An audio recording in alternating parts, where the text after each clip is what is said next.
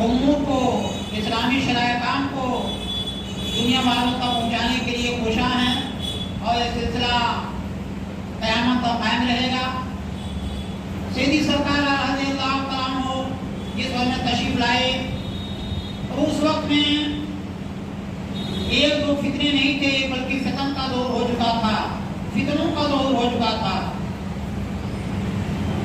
لوگ اس طریقے سے شریعت سے باہر ہو چکے تھے، کچھ لوگوں کے عقائد خراب ہو چکے تھے کہ اللہ کی شان میں گستاخی، رسول اللہ صلی اللہ علیہ وسلم کی شان میں گستاخی، موضوعوں کے اوپر حملے کرنا، قرآن کریم آیت سے نبوت کا تنقید اور اس میں جوئی کرنا، یعنی ہر چہارہ جانب سے مسلک حقہ کے اوپر اعتراض کیا جا رہا تھا۔ اللہ تعالیٰ نے محلہ سوداگران میں مفتی نقیل خان رحمۃ اللہ علیہ کے ایک بیٹے کو، اپنے بندے کو اور حضرت مفتی خان کے ایک بیٹے کو جنم دیا۔ حضرت مفتی اعظم اللہ تعالیٰ عنہ نے اسلام کی تشریحات کی اور پتہ چلا کہ 4 سال کی عمر شریف میں آپ نے رسم بسم اللہ خوانی کی، 6 سال کی عمر شریف میں آپ نے تقریر کی، 8 سال کی عمر شریف میں آپ نے عربی کتاب کی شرح لکھی اور 14 سال سے پہلے یعنی 13 سال اور تقریباً 10 مہینے کی عمر شریف میں آپ تقریباً 72 کتابوں کے مصنف ہو چکے تھے۔ عربی فارسی عظیم کتابوں کے مصنف آپ ہو چکے تھے۔ آپ نے پہلا فتویٰ بھی تحریر کیا تھا۔ فتویٰ آیا تھا کہ حرمت رضاعت کے ثبوت کے سلسلے میں کہ ایام رضاعت میں اگر کوئی بچہ کسی کا دوست اپنے ناک کے راز کا حلق منتال لے، مسئلہ یہ ہے کہ ایام رضاعت میں پرندے اڑتے ہوئے آتے ہیں۔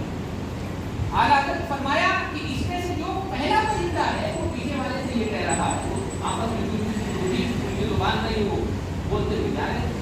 اعلیٰ حضرت نے فرمایا کہ اس میں سے جو آگے والا پرندہ ہے وہ پیچھے والے سے یہ کہہ رہا ہے کہ جلدی چلو گھوسلے کی طرف، اس لیے کہ سورج ڈوبنے والا ہے، اور پیچھے والا پرندہ اس سے یہ کہہ رہا ہے کہ میرے پیر میں ایک دانہ چھپا ہوا ہے جس کی وجہ سے میں اڑ نہیں پا رہا ہوں، دھیرے دھیرے چلو میرا تھا۔ اب وہ انگریز سپاہی کا بندوق اس نے فوراً پیچھے والی چڑیا سے نشانہ لگایا، تھوڑی دور جا کے وہ چڑیا جب گری اور اسے اٹھا کر جب لایا گیا تو اس کے پیر میں کاغذ ہوا۔ اب یہ اعلیٰ حضرت علیہ رحمت الرضوان کی نگاہ کیا دیکھ رہی تھی؟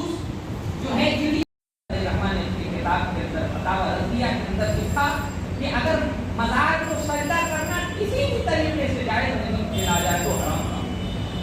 اگر کوئی شخص عبادت کی نیت سے مزار کو سجدہ کر دے تو وہ شخص کافر ہو جاتا ہے، اور اگر کوئی عبادت کی نیت سے نہیں کرتا، تعظیم کی نیت سے کرتا ہے کہ یہ ہمارے بزرگ ہیں، بڑے ہیں، لاؤ ان کو سجدہ کر لے، تو اعلیٰ حضرت فاضل بریلوی علیہ رحمہ فرماتے ہیں یہ بھی سخت حرام، ناجائز و حرام نہیں ہے۔ تو اگر عبادت کی نیت سے کرے تو کافر ہو جائے گا، اور عبادت کی نیت سے نہ کرے تب بھی یہ چیز سخت ناجائز و حرام۔ اسی طریقے سے پیر کو سجدہ کرنا، اسی طریقے سے اور بھی لوگوں کو سجدہ کرنا، یہ سب ناجائز و حرام ہے۔ میرے چھوٹی عمر میں آپ عالم کو کھاتے ہوئے 12 سال کی عمر میں پہلا فتویٰ آپ نے دیا، اور 55 ہی میں آپ نے اپنی زبان کی کتابیں تحریر کرنا شروع کر دی، اور آپ نے ساری خدمات زیادہ تر بریلی شریف کے اندر ہی رکھ کر آپ کی۔ انگریزوں کا زمانہ تھا اور ایسے ایسے علوم و فنون پہ آپ نے کتابیں لکھی کہ آج دنیا والے حیران ہیں۔ آپ کے پاس وہ بھی علوم و فنون تھے جو عام مدرسوں اور اسکولوں اور یونیورسٹیوں میں نہیں پڑھائے۔ ایک واقعہ ذہن آیا کہ ایک شخص اعلیٰ کے پاس وہ انگریز سپاہی تھا، اس نے ایک سوال کیا۔ ہر طرح کے لوگ اعلیٰ حضرت کے پاس آتے تھے، اس زمانے میں سوال کرتے تھے، اعلیٰ حضرت کا جواب دیا۔ صرف ہندوستان ہی میں نہیں، دنیا کے بہت سارے ممالک سے اعلیٰ حضرت علیہ رحمہ کے پاس سوال آتا تھا۔ اعلیٰ حضرت علیہ رحمۃ الرضوان نے اس سے پوچھا کیا تمہارا سوال؟ اس نے کہا کہ میں رسول اللہ کی حدیث کے بارے میں آپ سے پوچھنا چاہتا ہوں۔ آپ نے فرمایا ٹھیک ہے پوچھیے. اس نے کہا کہ میں نے حدیث پاک میں یہ پڑھا ہے کہ آپ کے نبی صلی اللہ علیہ وسلم نے, چونکہ وہ یہودی تھا مسلمان نہیں تھا, تو اس نے کہا کہ آپ کے نبی صلی اللہ علیہ وسلم نے یہ فرمایا ہے کہ میری امت کے علماء یہ بنی اسرائیل کے نبیوں کی طرح ہے. تو کیا آپ کے نبی کا یہ فرمان صحیح ہے؟ اعلیٰ حضرت رحمۃ اللہ علیہ نے فرمایا کہ ہاں میرے نبی کا یہ فرمان صحیح ہے, یہ حدیث صحیح ہے.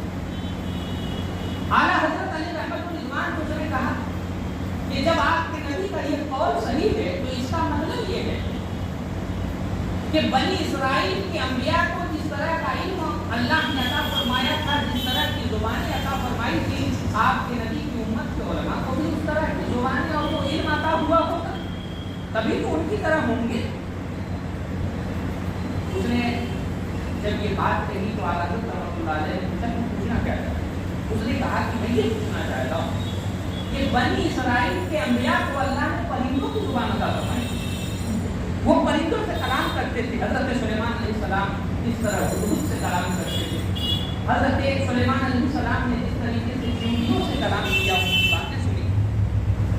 تو آپ کو یہ بات معلوم ہوگی کہ اعلیٰ حضرت اس نے کہا کہ آپ کو یہ بات جانتے ہیں کہ بنی اسرائیل کے انبیاء کو اللہ نے پرندوں کی زبان عطا فرمائی تھی, اور آپ کے نبی نے یہ فرمایا ہے کہ میری امت کے علماء بنی اسرائیل کے نبیوں کی طرح ہیں. تو اس کا مطلب یہ ہے کہ آپ کے نبی کی امت کے علماء ہوں گے, ان کو پرندوں کی زبان آتی ہے. اعلیٰ حضرت رحمۃ اللہ علیہ نے پوچھا کہ کیا اس بات سے یقین نہیں رکھتے؟ اس نے کہا کہ آپ کے نبی کی امت کے علماء تو بہت ہیں, ان میں آپ بھی تو ایک عالم ہیں, آپ بھی تو ایک عالم ہیں, یعنی پرندوں کی زبان آپ کو بھی آتی ہوگی, تبھی تو آپ کے نبی کا قول صحیح ہوگا, ورنہ آپ کے نبی کا قول صحیح نہیں ہوگا. اب آپ غور کریں کہ دنیا میں کس مدرسے میں, کس نیسبی میں, کس جگہ پر پرندوں کی زبان سکھائی جاتی ہے. کہیں آپ نے نہیں سنا ہوگا کہ کسی مدرسے میں, کسی کالج میں یا کسی بھی یونیورسٹی میں پرندوں کی زبان سکھائی جاتی ہے. آپ نے کہیں نہیں سنا ہوگا, آپ گوگل کر لیں, پوری دنیا میں کسی نے ایسی زبان نہ حاصل کی, نہ کسی کو سکھائی. لیکن اعلیٰ حضرت کیسے کیسے علوم اللہ نے عطا فرمائے تھے. ایک ہوتا ہے علم ظاہری جو آدمی ایک دوسرے سے پڑھ کے سیکھ سکتا ہے, اور زندگی کے بہت سے گوشوں کو بیان کیا گیا. اعلیٰ حضرت علیہ رحمہ کی زندگی پر تو بڑی بڑی موٹی موٹی کتابیں آ رہی ہیں, لیکن اس میں مختصر جو ہماری ضرورت کی چیزیں ہیں اس کتاب میں, اس کو انہوں نے ذکر کیا آسان لفظوں میں ہندی زبان.